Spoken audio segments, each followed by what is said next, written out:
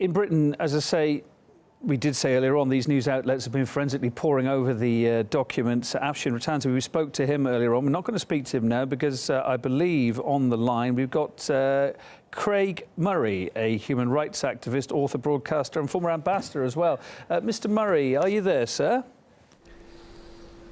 Yes, I'm here. Hi there. Thanks for coming on. Sorry I didn't get to chat to you beforehand as we over there, as we normally do. You're live on air at RT International with me, Kevin Owen. Thanks for being with us. We're going to talk about here about the fact that George Soros's Open Society has been mentioned here because the people that distributed this, the ICAIJ, to a number of journalists, is a non-profit organisation. One of the benefactors is billionaire George Soros and his Open Society Foundation. Of course, I'm just giving our viewers a bit of background here. The American business magnate, one of the richest people in the world, and has been one busy billionaire. Over the years, he's been criticised for using his wealth to allegedly subvert political systems in East Europe and Central Asia. And judging by the way that a lot of papers, especially in the West, have been mentioning President Putin here, although he's not officially been named. They've just been going by association because some of his friends were allegedly involved here. What do you make of, let's wind it back, the George Soros Foundation connection here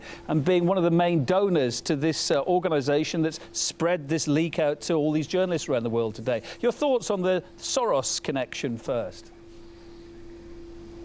Well, I should say, I mean, it's not only the Soros connection, it's the Rockefeller Foundation, the Carnegie Corporation, the Kellogg Corporation, in fact, all of the big major American capitalist conglomerations put money into this. So it's hardly surprising that although the vast majority of the records revealed were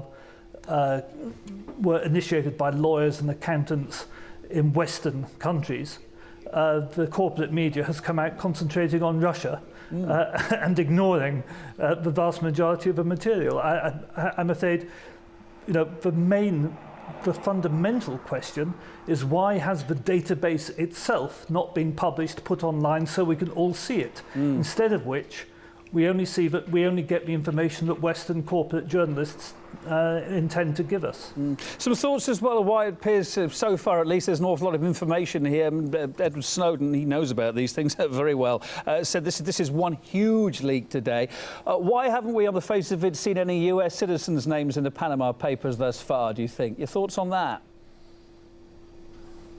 Well, precisely. I would love to know that. I mean, they say stuff is coming, but I don't want to just see what the Western corporate media choose to give us.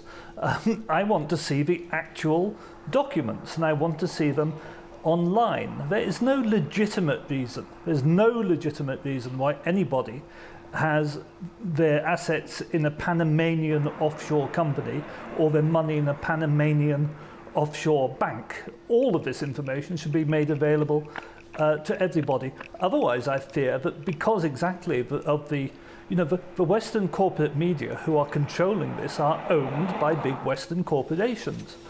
I want to see what information there is in these files about people who own the media in the West and about senior media figures in the West. But instead, we're only seeing what they choose to show us. So with everything you're saying there, would you be surprised or not then if not too much came out about any major revelation concerning any particular Western corporations or billionaires? It was pretty quiet on that side. Would that surprise you or not? No, not at all. We won't see any major revelations about major Western figures. You know, they'll throw us the odd bone to make it pretend they're being even-handed, like David Cameron's dead father, or somebody in Iceland. But the major Western figures, they'll keep that information quiet. They won't tell us. And that's precisely because, you know, foolishly, instead of going to WikiLeaks, or instead of putting the information out on the internet themselves, whoever leaked this gave it to the corporate media, you know, which is extremely naive. Anybody who believes that the corporate media in the West or the state media in the West are legitimate seekers after truth, you know, is very, very naive indeed. Let's go back to the Russian headlines again, the Putin headlines. Is it because certainly a couple of papers were very much going so strongly on this morning? Is it because when you see a Putin headline, you buy said paper, even if there's no connection at all? They had to delve back The Guardian, in fact, a couple of decades to get a family photograph of the person they were talking about to try to link it in with Putin?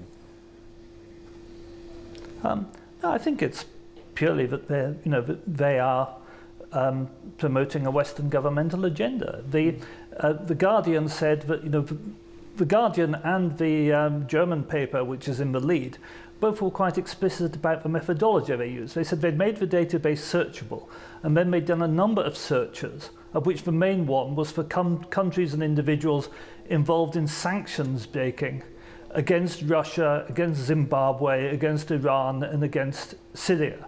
Well, if you start off by even your very searches on the database are targeted at those 4 countries, then an agenda is very plainly being set out.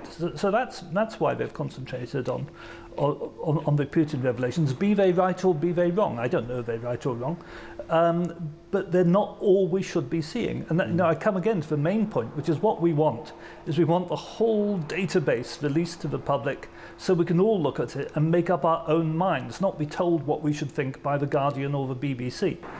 Craig Murray, former ambassador, now human rights activist, author and broadcaster. Pleasure to have your, I think a lot of people say, reasoned thoughts on the programme. Appreciate it.